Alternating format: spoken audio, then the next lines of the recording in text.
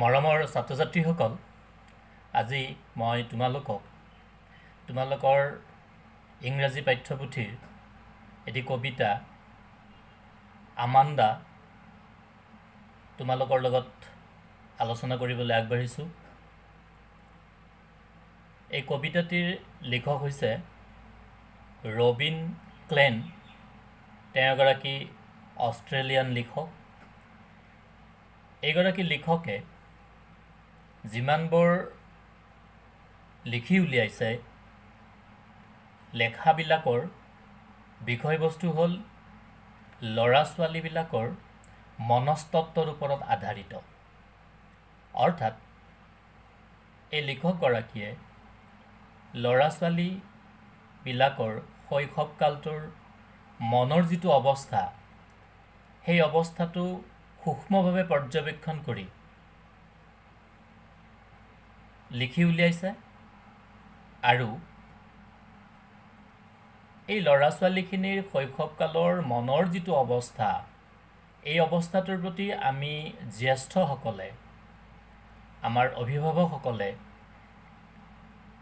যথোপযুক্তভাৱে গুৰুত্ব দিয়ে নে নিদিয়ে বা দিব লাগে নে নেলাগে, এই সম্পৰ্কে দৃষ্টিভংগী প্ৰকট কৰি তুলিবলৈ তেওঁ কলম তুলি লৈছে। আমাণ্ডা শীৰ্ষক এই কবিতাটোও ঠিক তেনেকুৱা ধৰণৰ এটা কবিতাই। তোমালোকে নামটো আমাণ্ডা শুনিয়েই নিশ্চয় ধাৰণা কৰিব পাৰিছা যে এইটো নিশ্চয় এগৰাকী ছোৱালীৰ নাম হ'ব, আৰু তোমালোকৰ অনুমান শুদ্ধ। আচ্ছা, এই ছোৱালীগৰাকী সম্পৰ্কত কিনো চিন্তা কবিৰ মনত উদ্ৰেক হ'ল, সেইখিনি আমি কবিতাটোৰ মাধ্যমত আলোচনা কৰিম।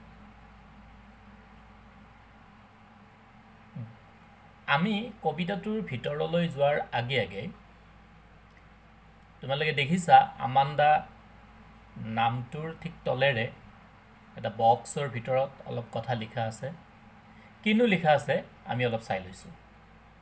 তাত লিখা আছে, every child feels that she or he is controlled and instructed not to do one thing or another. You too may feel that your freedom is curtailed. কি ক'লে বাৰু এইখিনিত? ইয়াত কোৱা হৈছে যে প্ৰতিগৰাকী শিশুৱেই, ল'ৰাই হওক বা ছোৱালীয়েই হওক, সদায় অনুভৱ কৰে যে তেওঁলোক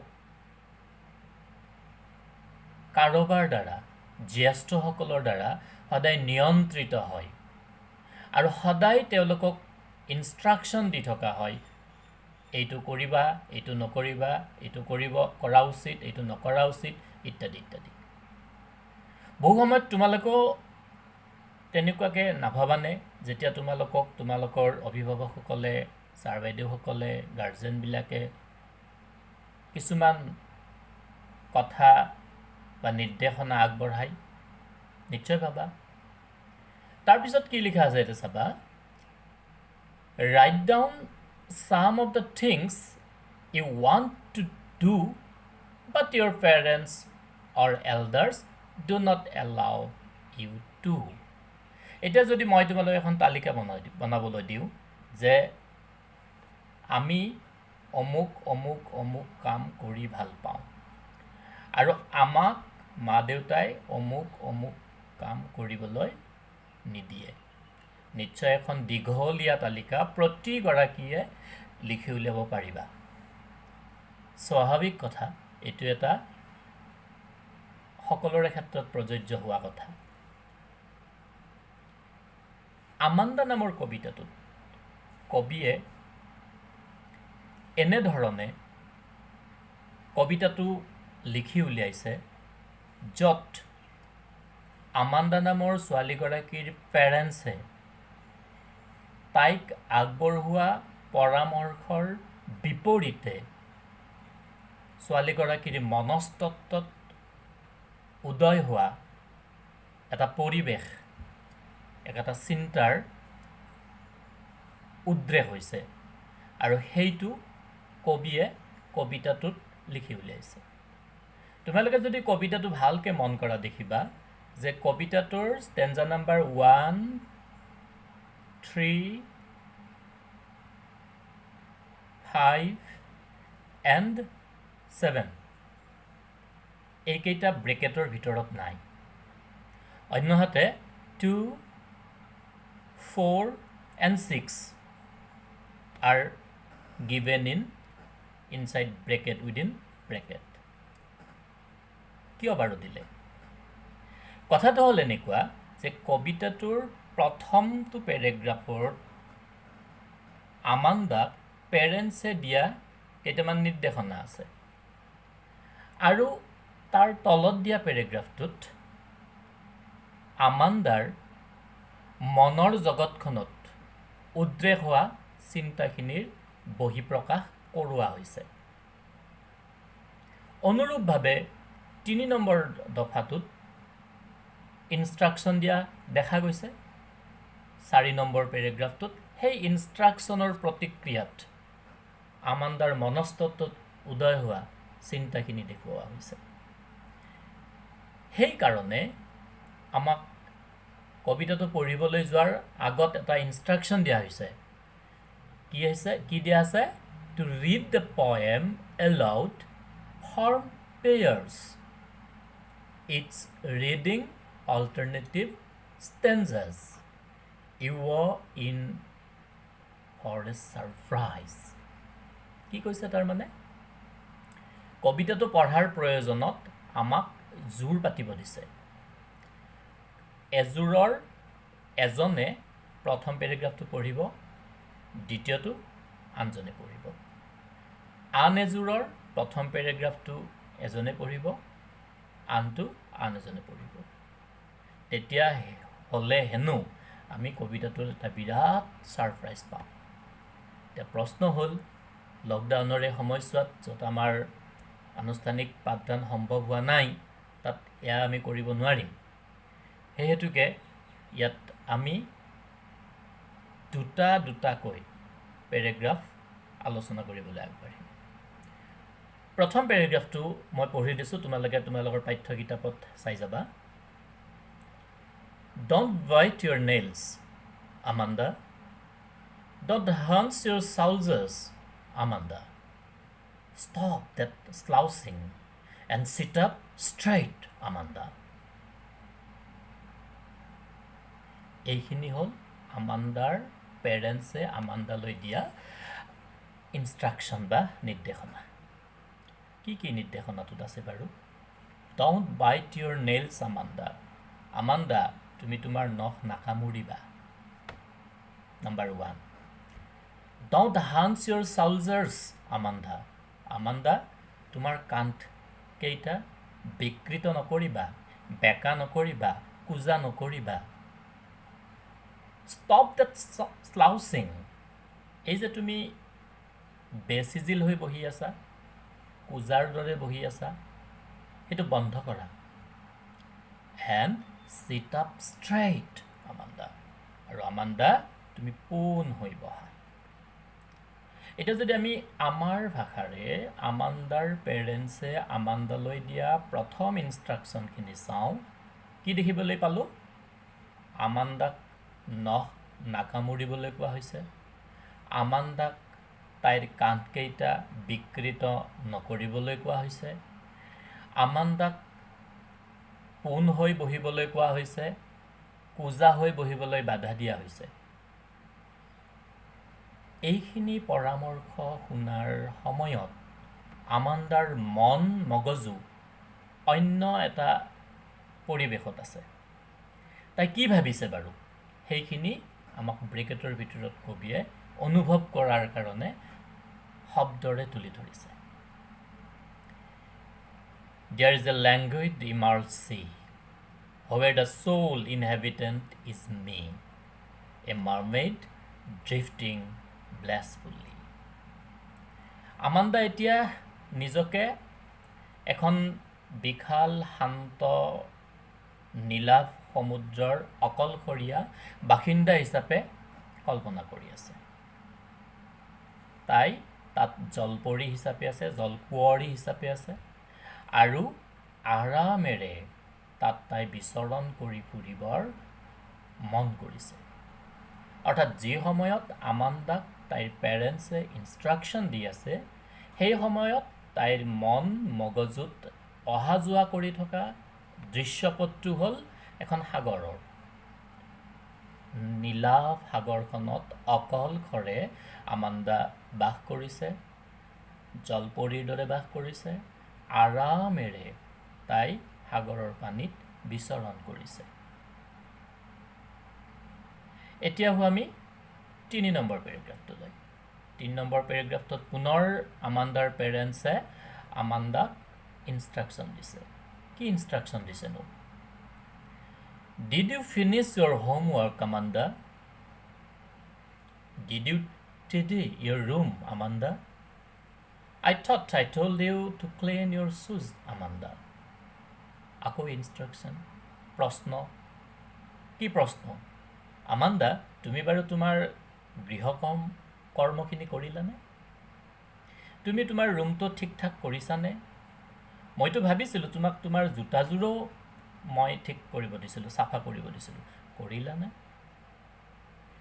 এই প্ৰশ্নকেইটা কৰাৰ পৰত আমাণ্ডাৰ চিন্তাৰ আজি কিন্তু অন্য এটা বিষয়ক কেন্দ্ৰ কৰি আছে। যেন ইনষ্ট্ৰাকশ্যনৰ দ্বাৰা তাই কি হৈছে? ব্যতিব্যস্ত হৈছে, অসুবিধা পাইছে। তাইৰ বাৰু চিন্তাধাৰা কেনেকুৱাকৈ গৈছে সেইখিনি কবিৰ কলমেৰে ইয়াত তুলি ধৰা হৈছে এনেধৰণে। I am an orphan roaming the street. I pattern soft dust with my hoosed bare feet. The silence is golden. Freedom is sweet. যেন আমাণ্ডাই স্বাধীনতাৰ পৰা বঞ্চিত হৈছে। তাই যেন মধুৰ মৌমিঠা স্বাধীনতাৰ সন্ধানত ৰৈ আছে। তাই ভাবিছে যে মই অৰফান হ'লেই ভাল হয়। মই অৰফান, বিনা বাধাই তেতিয়া মই কি কৰিম? ৰাস্তাই ৰাস্তাই ঘূৰি ফুৰিব পাৰিম। মোৰ খালী উন্মুক্ত ভৰিৰে ধূলিত কিছুমান ডিজাইন মই আঁকিব পাৰিম, কিছুমান পেটাৰ্ণ গঢ়িব পাৰিম। তেতিয়াই মই সোণোৱালী নীৰৱতাৰ সুখ লাভ কৰিব পাৰিম। তেতিয়াই মই মিঠা মিঠা স্বাধীনতা ভোগ কৰিব পাৰিম। এয়া হ'ল সেই সৰু ছোৱালী আমাণ্ডাৰ মনৰ অৱস্থা। আকৌ আমি ইয়াৰ পৰৱৰ্তী পেৰেগ্ৰাফটোলৈ গৈছোঁ, য'ত পুনৰ পেৰেণ্টছে আমাণ্ডাক অন্য ধৰণৰ ইনষ্ট্ৰাকশ্যন কেইটামান আগবঢ়াইছে। Don't eat that chocolate, Amanda. Remember your acne, Amanda. Will you please look at me when I am speaking to you, Amanda? কি কৈছে বাৰু? চকলেট খাবলৈ বাধা দিয়া হৈছে। Don't eat that chocolate, Amanda. Amanda, সেই চকলেট তুমি নাখাবা। Remember your acne. তোমাৰ শালমইনাবিলাকৰ কথা মনত ৰাখিবা। অৰ্থাৎ তুমি যদি বেছিকৈ চকলেট খোৱা, তোমাৰ শালমইনাবোৰ বেছিকৈ ওলাব। Will you please look at me when I am speaking to you, Amanda? তোমালোকে মন কৰিছা যে আমাণ্ডাৰ পেৰেণ্টছে যেতিয়া তাইক ইনষ্ট্ৰাকশ্যন দি থাকে, তাইৰ মনৰ জগতখনত অহা যোৱা কৰা কথাবোৰ সম্পূৰ্ণ মাকৰ ইনষ্ট্ৰাকশ্যনৰ বিপৰীত। আৰু মনৰ অৱস্থাটো যেতিয়া অন্য হৈ থাকিব, তেতিয়া আমাৰ তাৰ বহিঃপ্ৰকাশ মুখমণ্ডলত হয়, এইটো আমি ধৰিব পাৰোঁ। মাকেও ধৰিব পাৰিছে, যাৰ কাৰণে ইনষ্ট্ৰাকশ্যন দি থকাৰ পৰতে আমাণ্ডাৰ মাকে বা পেৰেণ্টছে পুনৰ সুধিছে যে আমাণ্ডা, তুমি মোৰ ফালে চাবানে? মই যে তোমাৰ ফালে কিবা কৈ আছোঁ, তোমালৈ কিবা কৈ আছোঁ, তুমি গম পাইছানে নাই? ইয়াৰ পৰা গম পোৱা যায়, ইয়াত এইটো কথা স্পষ্ট হয় যে আমাণ্ডাৰ ভাৱৰাজ্যত এতিয়া অন্য কিছুমান কথা অগা দেৱা কৰি আছে, যিবোৰ মাকৰ বা দেউতাকৰ বা পেৰেণ্টছৰ ইনষ্ট্ৰাকশ্যনৰ সম্পূৰ্ণ বিপৰীত মেৰুত অৱস্থিত আচ্ছা এইখিনি পৰামৰ্শ দিয়াৰ পিছত চকলেট নাখাবলৈ একনিৰ কথা মনত ৰাখিবলৈ যেতিয়া পৰামৰ্শ দিলে যেতিয়া ক'লে মাকৰ ফালে চাবলৈ তাই বাৰু কি ভাবিছে